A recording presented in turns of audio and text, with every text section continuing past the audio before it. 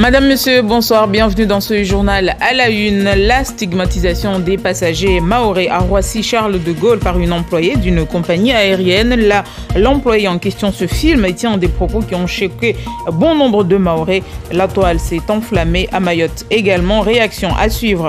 La signature d'une dizaine de conventions entre Mayotte et Madagascar pour une coopération internationale. Plusieurs thématiques sont concernées comme le tourisme ou encore le sport. Des ateliers d'échange ont eu lieu cette semaine avec la participation d'une délégation malgache. On en parle ce soir avec Bibi Chamfi, vice-présidente en charge du développement économique et de la coopération décentralisée. Ilham Djailan en Ligue 1, dès cette saison, une réalité pour le jeune Mahorais, gardien de but des Girondins de Bordeaux, originaire de l'Abattoir. Le jeune homme de 18 ans fait la fierté des siens et de notre département.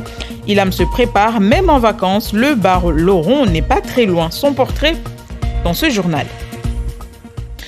Les passagers mahorais stigmatisés dans une vidéo publiée sur les réseaux sociaux. L'auteur n'est autre qu'une employée d'une compagnie aérienne. La scène se passe à Roissy-Charles de Gaulle. Depuis hier, la polémique enfle. Un tollé partagé aussi ici à Mayotte. Miss Baudine Bakar.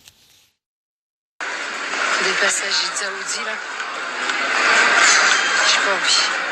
Je commence à parler dans ma tête.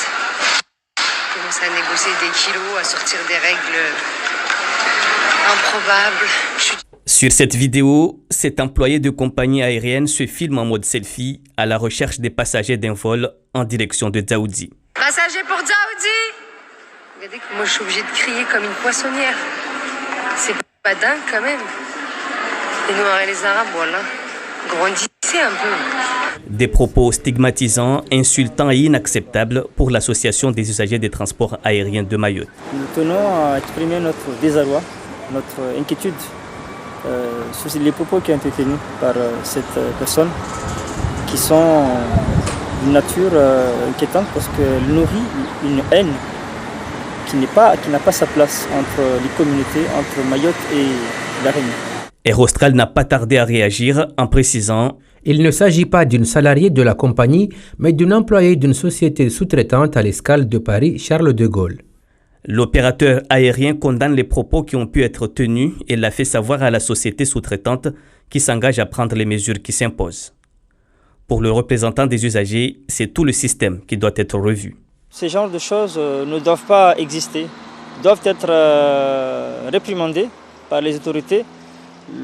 La compagnie Air Austral, y compris ses partenaires, ne doivent pas laisser passer ce genre de propos.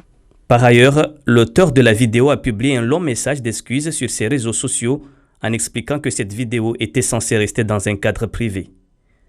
Après la polémique sur les Mahorais de base, cette vidéo risque encore d'alimenter le climat de méfiance et de suspicion entre la compagnie et la clientèle mahoraise qui s'estime déjà depuis longtemps être les laissés pour compte. Et voilà pour ce reportage signé Miss Baudine Bakar et André Rakotandravula. Les premiers ateliers inhérents à la coopération internationale ont eu lieu cette semaine à Mayotte. Les échanges portent notamment sur le potentiel de notre département dans la région. Il s'agit aussi de mettre en place une coopération co-construite avec les partenaires. Et c'est dans ce sens que s'inscrit la visite cette semaine d'une délégation malgache sur l'île. Hachim Saïd Hachim et Farah Hosseini. La coopération régionale est bel et bien lancée, marquée par la signature de 11 conventions cadres signées à Madagascar au mois de juin dernier. Ces conventions engagent 11 régions malgaches qui ont des atouts dans les domaines de la santé, les technologies, l'environnement, le développement durable et l'agriculture. Madagascar comme Mayotte, ce sont des territoires très complémentaires, dans le sens où Madagascar pourrait servir de base arrière en ce qui concerne de la souveraineté alimentaire de l'île Mayotte.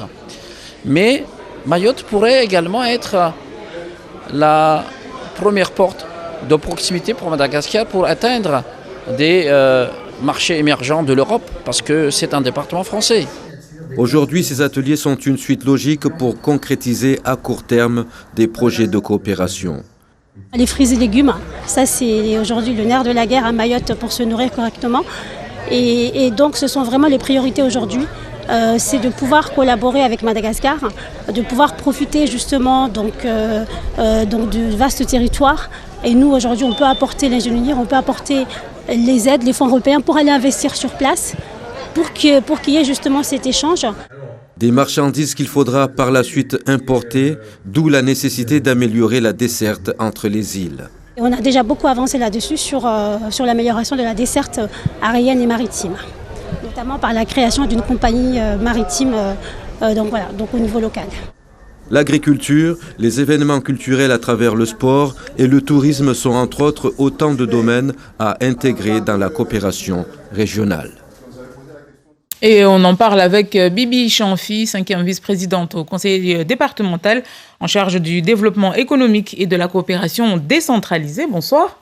Bonsoir Siti, bonsoir aux Mahorais qui nous regardent. Merci d'avoir accepté notre invitation. Alors on l'a dit, il y a eu des conventions, plusieurs conventions, que ce soit sous Ahmed Toumani Douchina, sous Daniel Zaidani ou encore sous Ibrahim Sobahadine Ramadani. Et on peut le dire, ça n'a pas vraiment eu le succès escompté. Cette fois-ci, qu'est-ce qui nous dit que c'est la bonne ? Alors, ce qu'on peut dire aujourd'hui, c'est que l'État malgache est vraiment prêt à coopérer avec Mayotte parce que, justement, on a eu cette délégation qui est arrivée. Et c'est surtout le message qu'il faut comprendre, c'est que quand on coopère, il faut être deux. Et les missions du conseil départemental, c'est justement de créer les conditions pour qu'on puisse faciliter cette coopération. Et donc, aujourd'hui, la signature de ces 11 conventions, plus la venue de la délégation malgache, montre bien que nous avons aujourd'hui en face un État qui est prêt à collaborer avec nous et à coopérer. Et ça, c'est vraiment un grand message qu'on peut faire passer aujourd'hui. Alors, on vous a entendu tout à l'heure dans ce reportage sur les priorités. Vous misez sur l'agriculture et les fruits et légumes. Est-ce que ces produits seront aux normes européennes ou françaises ? Ça fait également partie du travail qu'on doit faire aujourd'hui. C'est surtout structurer les filières pour qu'on puisse importer. Et on a déjà commencé notamment avec la CCI. Nous avons donc différents partenaires pour faire cette structuration. Je peux prendre par exemple un projet que le conseil départemental porte également aujourd'hui. C'est au niveau de l'aliment pour le bétail. On sait qu'aujourd'hui, pour qu'on puisse produire plus, notamment avoir beaucoup plus de bêtes chez nous, l'aliment est très cher. Et l'aliment aujourd'hui vient d'Espagne. Ça coûte énormément cher. On est aux alentours de 700 € la tonne quand on peut aller se fournir à Madagascar. Et du coup, là, on a déjà évalué en termes de coût, on sera à 380 € la tonne. Donc, ça fait partie des projets aujourd'hui que nous faisons, que nous suivons pour pouvoir justement améliorer cette coopération et du coup, que ce soit impacté, qu'on ait bien des impacts dans l'économie locale. Ça veut dire, est-ce que ça veut dire qu'on aura le kilo de tomates à moins de 2 € ou bien le kilo de viande à moins de 10 €? Alors, je peux pas m'annoncer aujourd'hui m'avancer sur un prix, mais effectivement, le but, c'est qu'on puisse avoir les produits moins chers parce qu'ils seront à côté. Nous allons investir justement dans le cadre de cette coopération, on va investir à Madagascar, accompagner les porteurs de projets, aller justement créer de l'emploi sur place, ce qui est vraiment un échange, et c'est vraiment le but justement de cette coopération, faire en sorte donc de pouvoir les acheminer sur Mayotte, donc dans le cadre également de nos projets sur la création d'une compagnie maritime, et notamment ces ateliers ont montré que Madagascar aujourd'hui souhaite également intégrer ces projets et que la coopération, elle est en train de prendre, et c'est vraiment donc des points positifs pour notre développement. Et quand vous parlez de création d'une compagnie maritime, ce serait le conseil départemental qui serait porteur de ce projet? Alors, c'est un projet qu'on porte déjà, qu'on a déjà bien avancé sur les études. Et donc là, les ateliers nous ont permis d'avoir un interlocuteur en face, donc Madagascar, qui sont intéressés pour également venir en apport de ce projet. Et donc nous allons justement échanger dans ce cadre pour apporter une meilleure desserte maritime dans la zone. Merci beaucoup, Bibi Chanfi, d'avoir été avec nous ce soir. Merci à vous. Mayotte, un territoire riche de ses langues et de ses traditions. Tel est l'intitulé de l'enquête de l'INSEE sur les pratiques culturelles dans notre département. Il en ressort que 81% des habitants de cette île déclarent maîtriser l'une des deux langues, le shimaoré ou le kibushi. Un pourcentage qui atteint même les 94% pour les natifs de Mayotte. Je vous propose d'écouter Lou Wolf, directeur interrégional de l'INSEE La Réunion Mayotte. Il est au micro de Nasla Marouane et Assadi Razafitsein. 94% des natifs de Mayotte parlent le shimaori ou le kibushi, 75% parlent le français, donc ce qui ce qui montre des compétences des Mahorais dans plusieurs langues. Alors, ce qu'on a pu noter dans ces résultats sur l'enquête pratique culturelle, c'est qu'il y avait des pratiques assez élevées de danse, de musique et de théâtre à Mayotte par rapport à ce qu'on observe ailleurs en France. 11% des Mahorais ont déclaré pratiquer la danse au cours de l'année, 11% ont déclaré avoir pratiqué le chant ou la musique, 6% déclarent avoir pratiqué du théâtre. C'est beaucoup plus qu'en métropole, c'est 2 à 3 fois plus que ce qu'on observe ailleurs en France. Et alors c'est de la danse et de la musique et du théâtre, mais y compris dans des formes d'expression qui sont des formes d'expression de Mayotte. C'est notamment le débat, le mbiwi, Shigoma, et le Alé Alélé, voilà, toutes ces formes qui existent ici et qui font vivre la culture mahoraise. Il fait la fierté de sa famille et de Mayotte. À 18 ans, Ilham Djailan jouera en Ligue 1 cette saison avec son équipe de l'AJ Auxerre, dont il est l'un des gardiens. Ilham est à Mayotte en ce moment, depuis quelques jours, pour se ressourcer et profiter de sa famille avant de rejoindre son club la semaine prochaine. En attendant, il partage ses journées entre moments familiaux et séances d'entraînement, histoire de garder la forme et de bien se préparer pour la reprise. Alda Alidi, Nasla Marwan et Assadi Razafitseino l'ont retrouvé lors d'une séance de coaching à Cavani. Allez, voilà. C'est un super gardien, il est bon, il a la capacité de lui voir comme ça nous fait plaisir. Ça nous fait rêver d'être meilleur que lui. Il n'est pas encore titulaire, mais ce gardien ne laisse pas indifférent. Dans une semaine, Ilhama retourne à l'AJ Auxerre, un club qui fait son entrée en Ligue 1. On est monté en Ligue 1, forcément il y a des objectifs qui sont attendus. Du coup je pense que le niveau sera beaucoup plus élevé et on va avoir beaucoup d'attentes au niveau des soit collectifs et individuels.